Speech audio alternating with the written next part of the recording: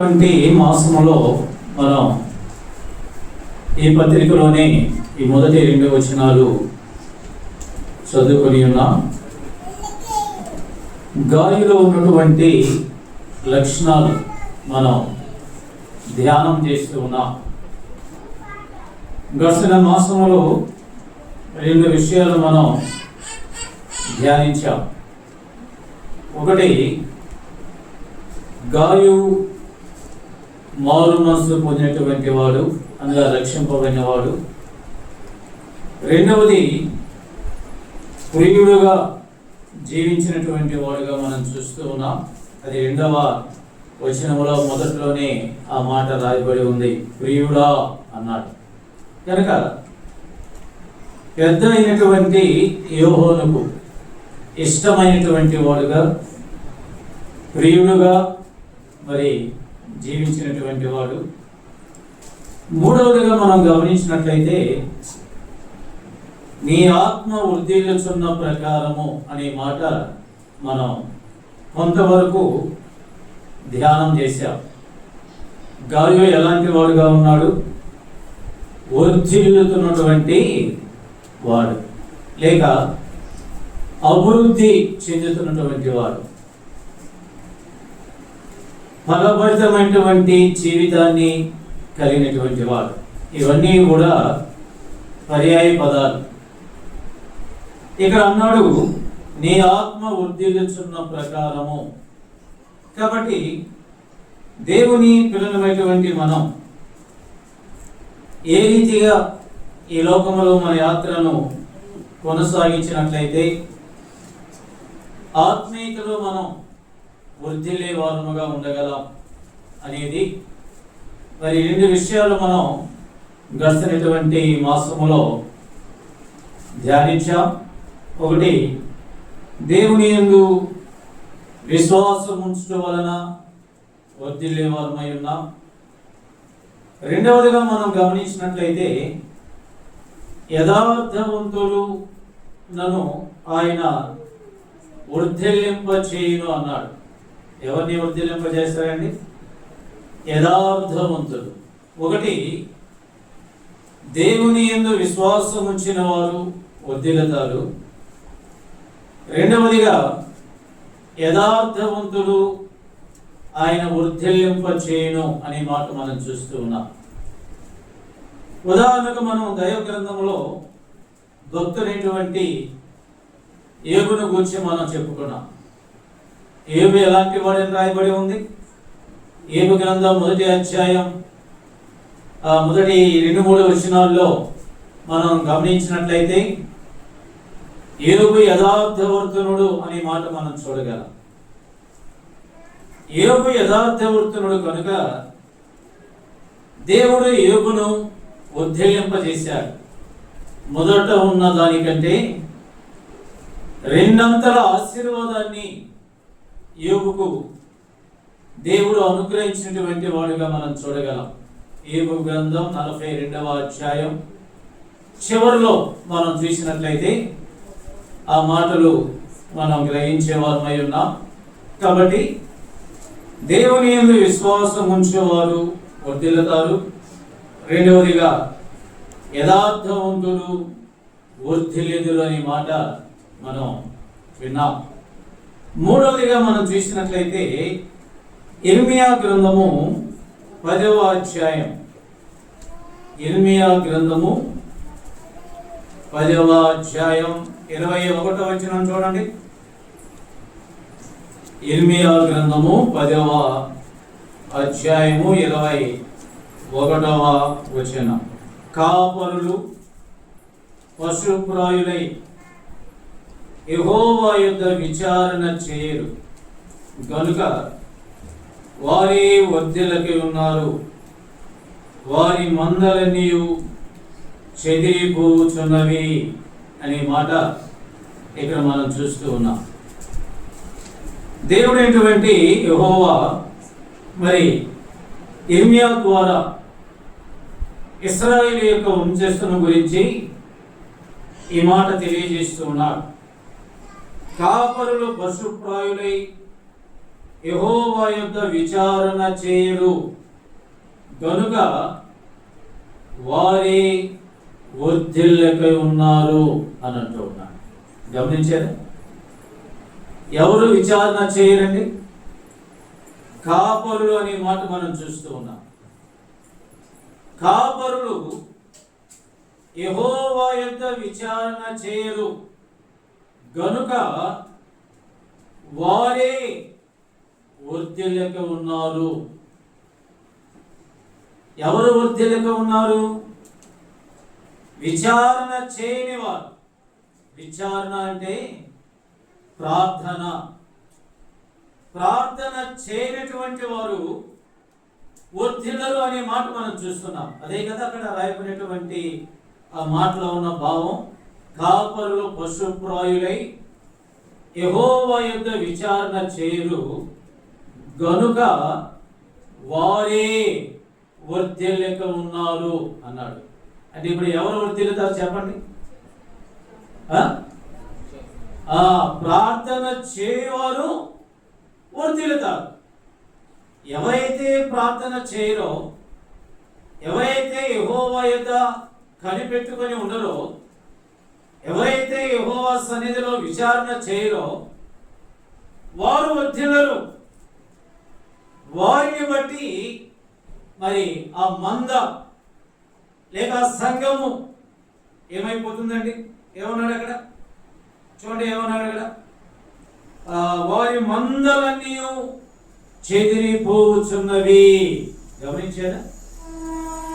మంద చెదిరిపోవటానికి, సంఘము చెదిరిపోవటానికి, సంఘములో చీలికలు ఏర్పడటానికి, సంఘములో సమాధానం లేకపోవటానికి, లేక సంఘములో శాంతి, నెమ్మది, ఐక్యత లేకపోవటానికి కారణం ఏంటంటే కాపరులుగా ఉన్నటువంటి వారు, సేవకులు కావచ్చు, లేక సంఘ పెద్దలు కావచ్చు, వారు యెహోవా యొద్ద విచారణ చేయని వారుగా ఉన్నారు.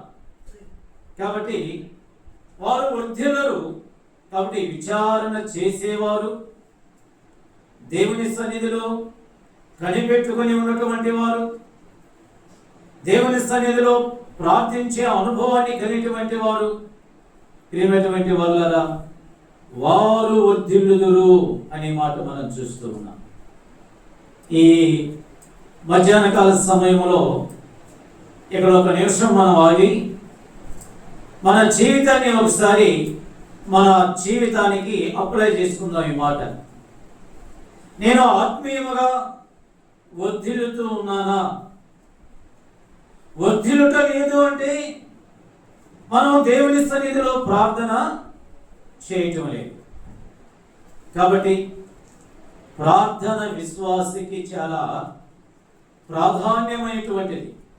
మానవులమైన మనం ఈ లోకంలో బ్రతకాలి అంటే అన్నిటికంటే ఏం కావాలండి? శ్వాస, గాలి, శ్వాస ఆడుతూ ఉండాలి. మానవుడు బ్రతకటానికి శ్వాస ఎంత అవసరమో అదే మానవుడు ఆత్మీయముగా ఆత్మీయాభివృద్ధిలో వర్ధిల్లటానికి కావలసింది ప్రార్థన జీవితం. ప్రార్థనయే మనకు బలమై ఉంది, ప్రార్థనే మనకు ప్రాకారమై ఉంది, ప్రార్థనే మనకు శక్తి అయి ఉంది. కనుక అటు ప్రార్థనా జీవితం మనము కలిగి ఉన్నప్పుడు దేవుడు మనలను ఎంతగానో వర్ధిల్లింప చేయను అనే మాట ఇక్కడ మనం వింటూ ఉన్నాం.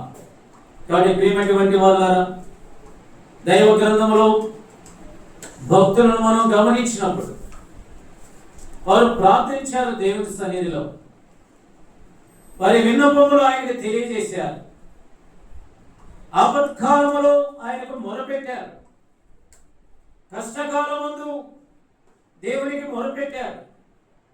దేవుడు వారి మొర విన్నాడు, వారి అవసరతలు తీర్చి వారి కొదవలు తీర్చి ఆత్మీయముగా వారిని వర్ధిల్లింప చేసినటువంటి వాడుగా మనం చూడగలమండి.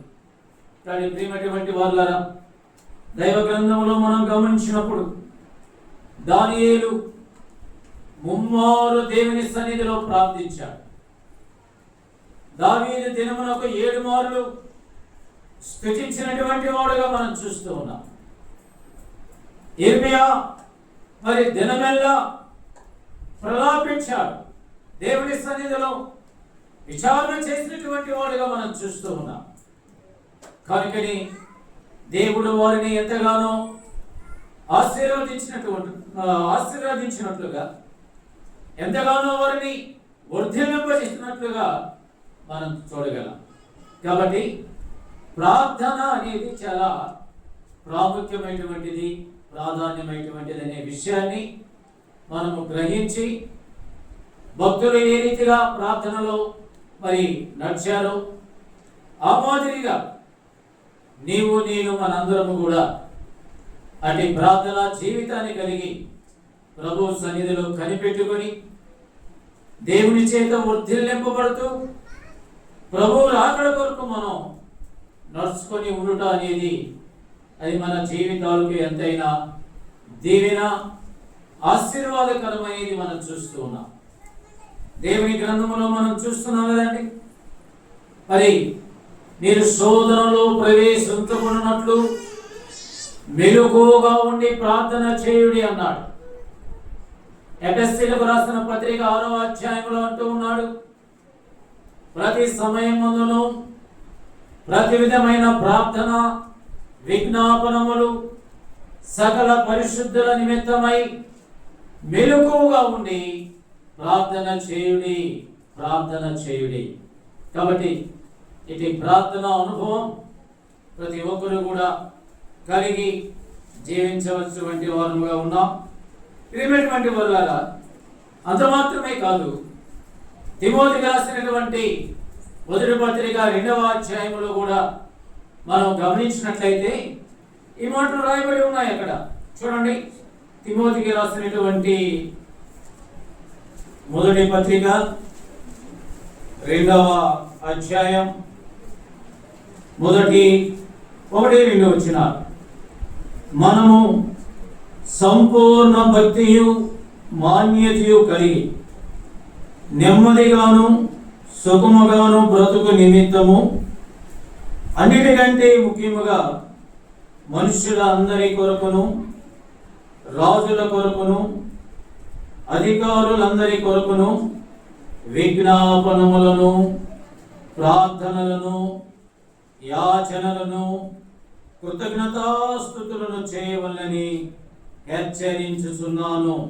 ఇది మంచిదియు మన రక్షకుడుకు దేవుని దృష్టికి అనుకూలమైనదియునై ఉన్నది.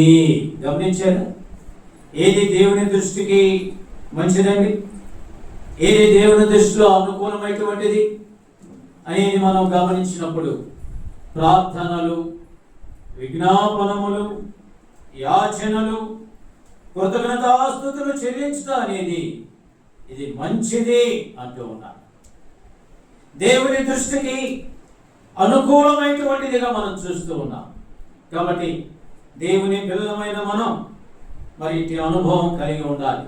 కనుక ప్రార్థించేవారు నిత్యము దేవుని సన్నిధిని కనిపెట్టుకొని దేవుని సన్నిధిలో మరి ప్రాధేయపడువారు, విచారణ చేయవారు, దేవుడు వారిని వర్ధిల్లింప చేయును అనే మాట మనం చూస్తూ ఉన్నాం. ఆయన పాదముల చెంత మనం కనిపెట్టుకొని ఉండాలి. కాబట్టి అంత మాత్రమే కాదు, కానీ పరిశుద్ధాత్ముని నడుపుదలతో ప్రార్థించుట చాలా శ్రేష్టమైనటువంటిది అనే విషయాన్ని కూడా మనం గమనించాలండి. పరిశుద్ధాత్మ సహాయము మన జీవితాల్లో ఉండాలి. పరిశుద్ధాత్మ శక్తి చేత మనం నింపబడాలి. పరిశుద్ధాత్మ కార్యములు మనలో ఉండి ఆ శక్తి నడుపుదల ద్వారా మనం దేవుని సన్నిధిలో ప్రార్థిస్తూ ఉండాలి. కాబట్టి ఈ అనుభవాన్ని మనం కలిగినటువంటి వారముగా ఉన్నామా? కనుక ప్రియమైనటువంటి వాళ్ళారా, యెహోవా యందు ప్రార్థన చేయవారు వారు వర్ధిల్లుదురు అనే మాట మనం చూస్తూ ఉన్నాం. తర్వాత మత్తయి సువార్త 11వ అధ్యాయం 29వ వచనంలో మనం చూసినట్లయితే మరి ఒక మాట రాయబడి ఉంది. మత్తయి సువార్త 11వ అధ్యాయము 29వ వచనాన్ని చూడండి. ఏమన్నాడు? 29, నేను సాత్వికుడను దీన మనసు గలవాడను గనుక మీ మీద నా కాడి ఎత్తుకొని నా యొద్ద నేర్చుకొనుడి, అప్పుడు మీ ప్రాణములకు విశ్రాంతి దొరుకును. గమనించారండి, ఇక్కడ మరి ఒక మాట మనం చూస్తూ ఉన్నాం. ఆయన యొద్ద నేర్చుకున్న వారు వర్ధిల్లుదురు అనే మాట మనం చూస్తూ ఉన్నాం. ఆయన యొద్ద నేర్చుకున్నటువంటి వారికి నెమ్మది, ఆయన యొద్ద నేర్చుకున్నటువంటి వారికి విశ్రాంతి, ఆయన యొద్ద నేర్చుకున్నటువంటి వారికి సమాధానము అనేది మనం చూస్తూ ఉన్నాం. కాబట్టి ఇక్కడ అంటూ ఉన్నాడు, నేను సాత్వికుడను దీన మనసు గలవాడను కనుక మీ మీద నా కాడి ఎత్తుకొని నా యొద్ద నేర్చుకొనుడి. ప్రియమైనటువంటి వాళ్ళ గమనించండి, ఆయన యొద్ద నేర్చుకొనుట, ఆయన వాక్యాన్ని మనం ధ్యానము చేయుట, ఆయన వాక్యాన్ని చదువుట, ఆయన వాక్యాన్ని పరిశీలించుట, ఆయన వాక్యాన్ని రీసెర్చ్ చేయుట. ఎప్పుడైతే ఈ అనుభవం అనేది మనలో ఉంటుందో దేవుడు మనకు నెమ్మది అనుగ్రహించి మనలను వర్ధిల్లింప చేయవాడై ఉన్నాడు. కాబట్టి కీర్తన, మొదటి కీర్తన 2-3 వచనాల్లో మనం చూసినట్లయితే ఈ మాటలు రాయబడి ఉన్నాయి. చూడండి, కీర్తన గ్రంథం మొదటి కీర్తన 2-3 వచనాల్లో మనం చూసినప్పుడు మనందరికీ కూడా అది కంఠోపాతమైనటువంటి వాక్యం. యెహోవా ధర్మశాస్త్రమునందు ఆనందించుతూ దివారాత్రము దాన్ని ధ్యానించువాడు ధన్యుడు, అతడు నీటి కాలువల ఓరను నాటబడినదై ఆకువాడగా తన కాలమందు ఫలమిచ్చు చెట్టు వలె ఉండును, అతడు చేయనిదంతయు సఫలమగును అంటూ ఉన్నాడు. గమనించారండి, అతడు చేయనిదంతయు సఫలమగును. కారణం ఎప్పుడండి? ఇక్కడ అంటూ ఉన్నాడు, యెహోవా ధర్మశాస్త్రమునందు ఆనందించు దివారాత్రులు దానిని ధ్యానించేవాడు, దివారాత్రులు దాన్ని పఠించేవాడు, చదివేవాడు, అటివాడు ధన్యుడు.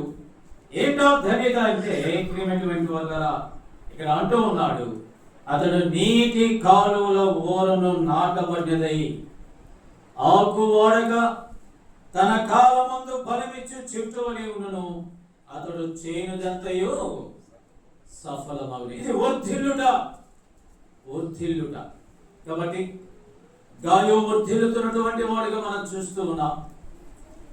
ఎలాంటి వారు వర్ధిల్లుతూ ఉన్నారో, దేవుని యందు విశ్వాసం ఉంచిన వారు వర్ధిల్లగలరు, యథార్థమైన జీవితాన్ని కలిగిన వారు వర్ధిల్లగలరు, ప్రార్థనా పరులు వర్ధిల్లగలరు, యెహోవా యొద్ద నేర్చుకుని వారు వర్ధిల్లగలరు అనేది ఇక్కడ మనం చూస్తూ ఉన్నాం.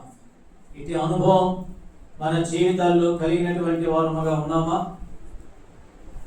ఆత్మీయ జీవితంలో మనలో అభివృద్ధి లేదు అంటే ఈ 4 విషయాల్లో మనం కొరత కలిగినటువంటి వారముగా ఉన్నామనే సంగతి మనం ఎరిగిన వారమై, మరి ఆ విధముగా ఉండటకు మన జీవితంలో ఎలాంటి బలహీనతలు ఉన్నాయో, మరి ఎలాంటి అవిధేయతలు ఉన్నాయో వాటిని మనం దేవుని వాక్యపు వెలుగులో వాటిని సరిచేసుకొని మరి దేవుని యందు విశ్వాసం ఉంచిన వారమై, యథార్థమైన జీవితము కలిగిన వారమై, ప్రార్థనా పరులుగా ఉండి దేవుని యొద్ద నేర్చుకున్న వారమై, ఆయన వాక్యాన్ని ధ్యానిస్తూ ఆత్మీయమైనటువంటి జీవితంలో అంతకంతకు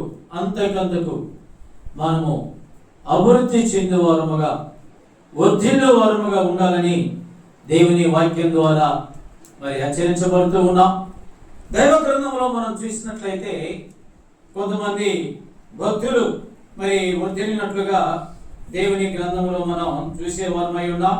చూడండి, ఆదికాండము 39వ అధ్యాయం, ఆదికాండము 39వ అధ్యాయము 2వ వచనం. ఆదికాండము 39వ అధ్యాయము 2వ వచనాన్ని చూడండి.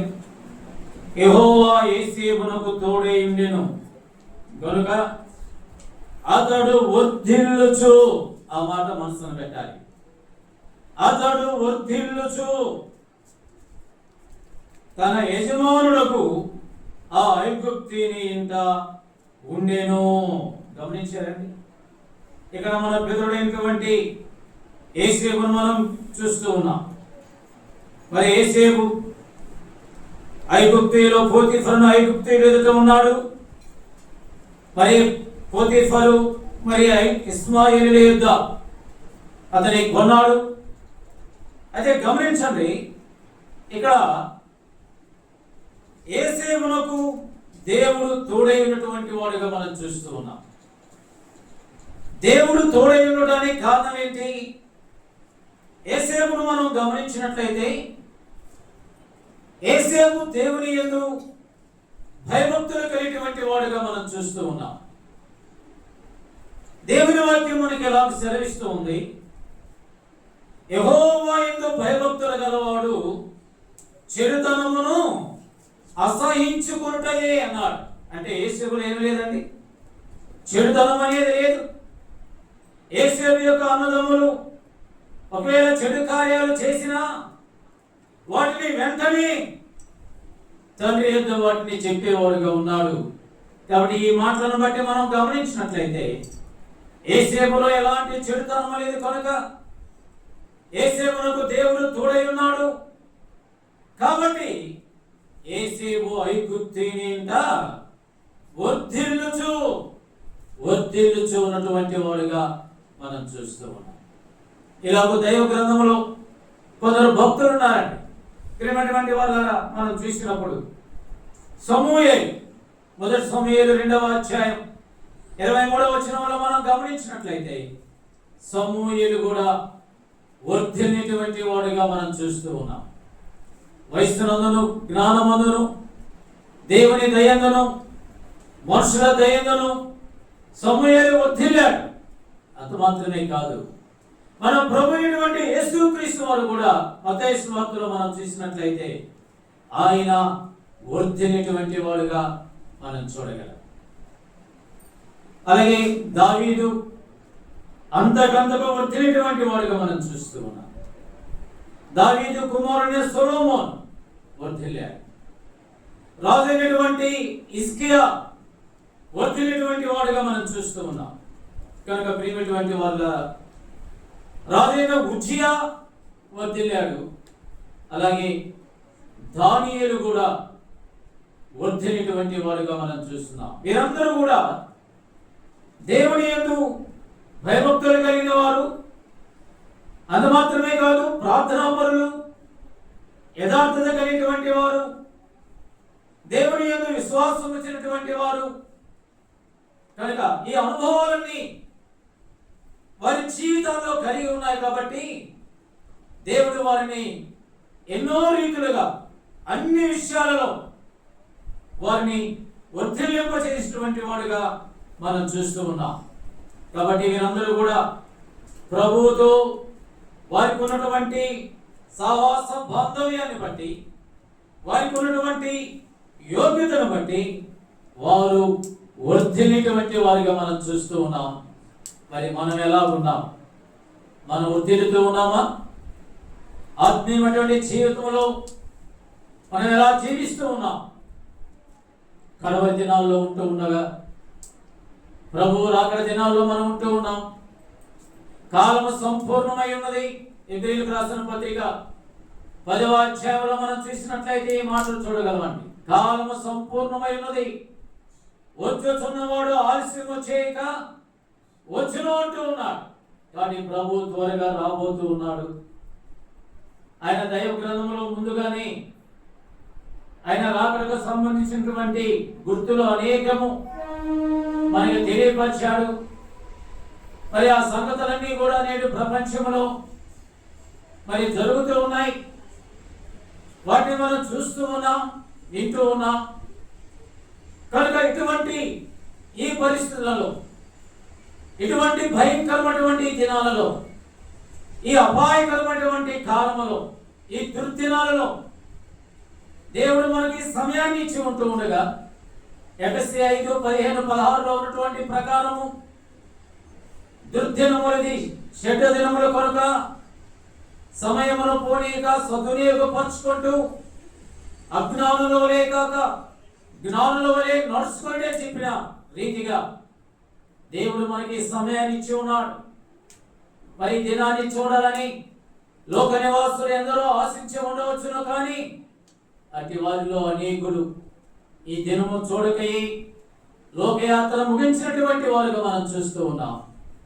మనకంటే గొప్పవారు, మన వయసు కలిగినటువంటి వారు, మన తోటి చిన్నవారు, మనకంటే ఎక్కువ వయసు కలిగినటువంటి వారు అనేకులు మరి ఈ దినాన్ని చూడలేక ఈ లోకంలో యాత్ర ముగించారు. దేవుని మహాప్రేమను బట్టి, ఆయన కృపను బట్టి మనం సజీవుల సంఖ్యలో ఉంచాడు. కేవలం ఆయన కృప. కాబట్టి ప్రియమైనటువంటి వాళ్ళరా, ఈ కృపాకాలములో దేవుని బిడ్డలుగా జీవిస్తున్నటువంటి నీవు నేను మనందరము కూడా ఆత్మీయతలో మనం ఏ రీతిగా వర్ధిల్లుతూ ఉన్నాం, ఏ రీతిగా అభివృద్ధి చెందుతూ ఉన్నాం. కాబట్టి దైవ గ్రంథంలో ఉన్నటువంటి భక్తుల వలె మనం వర్ధిల్లుతూ ఉన్నామా అనేది మనం పరీక్షించుకుందాం, పరిశీలన చేసుకుందాం. ప్రభు రాకడ కొరకు మనం సిద్ధపాటు కలిగి ప్రభు అయిన యేసు త్వరగా రమ్ము అనే అనుభవంలో మనం జీవించడం అనేది అది మనకి ఎంతైనా దీవెన, ఆశీర్వాదకరం. కాబట్టి ఇటు అనుభవాలు నీ నా జీవితంలో కలిగి అన్ని విషయాలలో వర్ధిల్లుతూ ముందుకు కొనసాగే వారమై ఉన్నాం. అయితే ఎవరు వర్ధిల్లగలరు అనేది కూడా మనం ఆ మాటను జ్ఞాపకం చేసుకునే వారమై ఉన్నాం. చూడండి, సామెతల గ్రంథము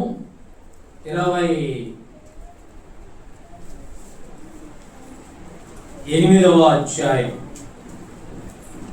సామెతల గ్రంథము 28వ అధ్యాయము 13వ వచనాన్ని చూడండి ఒకసారి. 28:13. అతిక్రమములను దాచిపెట్టువాడు వర్ధిల్లడు, వాటిని ఒప్పుకొని విడిచిపెట్టువాడు కనికరము పొందును. అయితే ఎవరు వర్ధిల్లరండి? ఇప్పటి వరకు కూడా ఎవరు వర్ధిల్లగలనే విషయాన్ని మనం గురించి మాట్లాడుకున్నాం. ఇప్పుడు ఎవరు వర్ధిల్లరు అంటే ఏమంటున్నాడు అక్కడ? మహాజ్ఞానైనటువంటి సొలొమోను గారు రాసినటువంటి సామెతల గ్రంథం 28వ అధ్యాయం 13వ వచనాన్ని మనం గమనించినప్పుడు ఇక్కడ అంటూ ఉన్నాడు, అతిక్రమములను దాచిపెట్టేవాడు వర్ధిల్లడు అంటూ ఉన్నాడు. ఏమి దాచిపెట్టేవాడు వర్ధిల్లడు అంట? అతిక్రమములు. కానీ ప్రియమైనటువంటి వాళ్ళారా, మన జీవితంలో దేవునికి ఆయాసకరమైన అతిక్రమ క్రియలు, దోషములు, చేయనటువంటి కార్యాలు మన జీవితంలో ఉన్నట్లయితే మనం వర్ధిల్లం. కాబట్టి ఇక్కడ అంటూ ఉన్నాడు, అతిక్రమలను దాచిపెట్టేవాడు వర్ధిల్లడు, వాటిని ఒప్పుకొని విడిచిపెట్టేవాడు. గమనించారండి? వాటిని ఒప్పుకొని విడిచిపెట్టేవాడు కనికరము పొందును. దేవుని కృప కనికరము ద్వారా మనం వర్ధిల్లగలం. ఇక్కడ 2 విషయాలు రాయబడి ఉన్నాయి. ఒకటి ఒప్పుకోవాలి, రెండవది వాటిని విడిచిపెట్టాలి, వాటిని మనం విసర్జించాలి, వాటిని మన జీవితంలో నుంచి తొలగించుకోవాలి. అలా కాకుండా ప్రభువా ఫలాని బలహీనతలో ఉందని ఒప్పుకొని మళ్ళా 2-3 దినాల తర్వాత దాన్ని కంటిన్యూ చేస్తున్నాం అనుకోండి, దేవుని కనికరాన్ని మనం పొందలేము.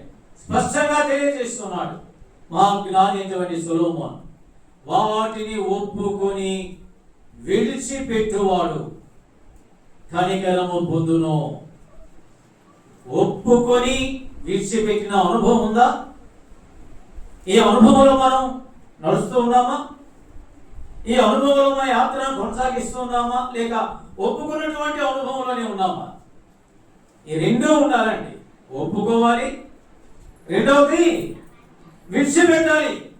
అప్పుడే మనం వర్ధిల్లగలం. దేవుని కనికరము, దేవుని కృప, దేవుని యొక్క దయ, దేవుని వాత్సల్యత, దేవుని కరుణ, దేవుని జాలి మన మీద నింపబడుతూ ఉంది. కనుక ఆయన మనలో ఆత్మీయతలో అన్ని విధాలుగా అన్ని విషయాలలో ఆయన వర్ధిల్లింప చేయబడి ఉన్నారు. రెండవదిగా మనం చెప్పుకున్నాం ముందుగానే, ప్రార్థన విచారణ చేయని వారు మరి వర్ధిల్లులు. అక్కడ ఇంకో మాటను చూడండి, అదే ఇర్మియా గ్రంథం 10వ అధ్యాయం 21 మనం చదువుకున్నాం. 30వ వచనం కూడా అక్కడ మరి ఒక మాట రాయబడింది చూడండి. 10 లేక 22 ఇర్మియా గ్రంథం 22 చూడండి. 22, 21, 30. 22, 21, 30. నీ క్షేమ కాలములలో నీతో మాట్లాడితేని గాని నేను వినదని నీ వంటివి. గమనించారా? 30వ వచనం చూడండి. యెహోవా ఇలాగు సెలవిస్తున్నాడు, సంతానహీనుడనియు తన దినములలో వర్ధిల్లని వాడనియు ఈ మనిషిని గూర్చి రాయుడి. అతని సంతానములో ఎవడును వర్ధిల్లడు, వారిలో ఎవడును దావీదు సింహాసనం ముందు కూర్చున్నాడు, ఇక మీదట ఎవడును యోధాలో రాజుగా ఉండడు అనే మాట మనం చూస్తున్నాం. ఇక్కడ అంటూ ఉన్నాడు, సంతానహీనుడనియు తన దినములలో వర్ధిల్లని వాడనియు. ఎందుకు వర్ధిల్లుడు అంటే 21వ వచనంలో అంటూ ఉన్నాడు, నీ క్షేమ కాలములో నీతో మాట్లాడితే గాని ఏమన్నారండి? నేను విననని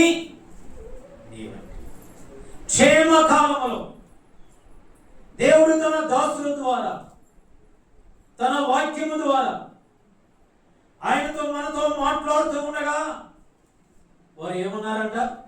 మేము వినము అన్నారు. కనుక నీ వర్ధిల్లవు, నీ సంతానము వర్ధిల్లదు. ఎందుకు వినము అంటున్నామంటే అక్కడ రాశాడు చక్కగా, నా మాట వినకపోతే నీ బాల్యము నుంచి నీకు ఏమైందండి? మానవులైన మనకు ఏం వాడుకుందంట? దేవుని మాట వినకపోట వాడుగానే మనం చూస్తూ ఉన్నాం. హోషేయ గ్రంథంలో కూడా చాలా చక్కగా రాశాడు, అబద్ధ సాక్ష్యము పలుకుట, ఆయన మాట వినకపోవుట, దొంగతనము చేయుట, నరహత్య చేయుట, ఇవన్నీ మీకు వాడుకాయను. కనుకనే మనం దేవుని మాటకు లోబడలేదు, దేవుని మాట వినుటలేదు, దేవుని మాటను అంగీకరించలేదు. కనుకనే ఇక్కడ అంటూ ఉన్నాడు, నీ సంతానములో మరి ఎవరును వర్ధిల్లుడు అనే మాట మనం చూస్తూ ఉన్నాం. కాబట్టి దేవుని మాట వినేవారముగా ఉండాలి. రెండవదిగా మనం గమనించినప్పుడు మనలో ఉన్నటువంటి బలహీనతలు, మనలో ఉన్నటువంటి అతిక్రమములు, మనలో ఉన్నటువంటి దోషములు, మనలో ఉన్నటువంటి దేవునికి వ్యతిరేకమైన కార్యాలు, సాతాను సంబంధమైనటువంటి క్రియలు, వాటన్నిటిని కూడా ఒప్పుకొని విడిచిపెట్టినట్లయితే మనం దేవుడు మనలను వర్ధిల్లింప చేయవాడనేది మనం చూస్తూ ఉన్నాం. కాబట్టి ప్రియమైనటువంటి వాళ్ళరా, ఈ మధ్యాహ్న కాల సమయంలో దేవుడు తన లేఖనాల ద్వారా మనతో స్పష్టంగా మాట్లాడుతూ ఉండగా, దేవుని పిల్లమైన మనం అన్ని విషయాలలో వర్ధిల్లుతూ మరి బహు సంతోషాన్ని, ఆనందాన్ని, సౌఖ్యాన్ని కలిగి ప్రభు రాకడ కొరకు మనం ఎదురు చూసేవారుగా ఉండాలని దేవుని వాక్యం ద్వారా హెచ్చరించబడుతూ ఉన్నాం.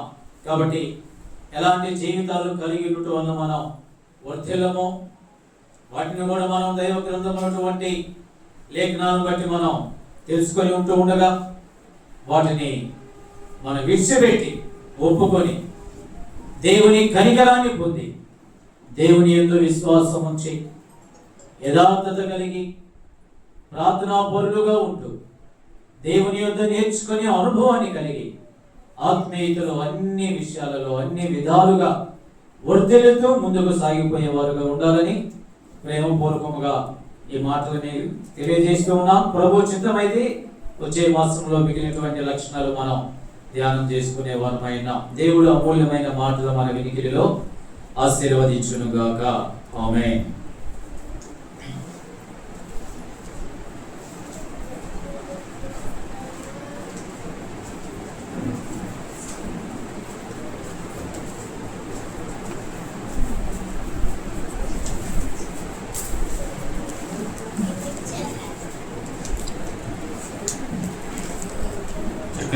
మాటలు అందించినాం. అందరం చూస్తున్నాం. ఏం చేస్తే మనం వర్ధిల్లుతాము, ఏం చేస్తే వర్ధిల్లుకుంటాము మనం చూసుకున్నాం. మరి ప్రార్థన చేస్తే వాక్యం చదువుతాం, వర్ధిల్లుతాం. అతిక్రమంలో ఒప్పుకొనుకుంటా దాచిపెట్టుకుంటే వర్ధిల్లం. అంతే కాకుండా దేవుని మాట వినకపోతే మనం వర్ధిల్లామని మాట విన్నాం. ఆ విధంగా మనం జీవించడానికి సాయం చేయడం తర్వాత యాక్చువల్లీ ఈరోజు 2 చిన్న ప్రోగ్రామ్స్ ఉన్నాయి. మరి సండే స్కూల్ పిల్లలకి గిఫ్ట్స్ ఉన్నాయి. మరి అట్లీస్ట్ బర్త్డే కూడా ఉంది. ఒక 5-10 minutes ప్రేయర్ తర్వాత ప్రార్థన చేసుకుందాం. సర్వాధికారి సర్వోన్నతునికి మా గొప్ప దేవ, వాక్యంలో నుండి మాకు మాట్లాడడానికి మీ స్తోత్రాలు తెలుస్తున్నాం. మా జీవితాలు సరి చేసుకొని మరి ఏ ఏరియాస్లో మేము తగ్గిపోతున్నామో, వాక్యం చదవకుండా ఉన్నామా, మరి ప్రార్థన లేకుండా ఉన్నామా మేము గమనించుకొని మరి అతిక్రమాలను ఒప్పుకోకుండా మరి మీ మాట వినకుండా మేము జీవిస్తున్నట్లయితే వీటన్నింటినీ మేము సరిదిద్దుకొని వర్ధిల్లే వారంగా మేము అందరం ఉండడానికి సాయం చేయండి. చేరువచ్చిన ప్రతి ఒక్కరిని వారికి ఆటలో అన్ని తీర్చి ఈ నామకి ఏమైనా ప్రభావం తెచ్చుకున్న ప్రభావం మరి అద్వైక్ని మీరు దీవించి మరి ఒక సంవత్సరం దయచేశారు. అద్వైక్ బర్త్డేని బట్టి అలాగే మరి సండే స్కూల్ పిల్లలు కాంపిటీషన్స్ ఉన్నందుగా మీరే సాయం చేసి నడిపించుకుని మా రక్షకుడు విమోచకుడు నేను నేర్పిస్తున్నాము ప్రార్థించి పెడుతున్నాం తండ్రి.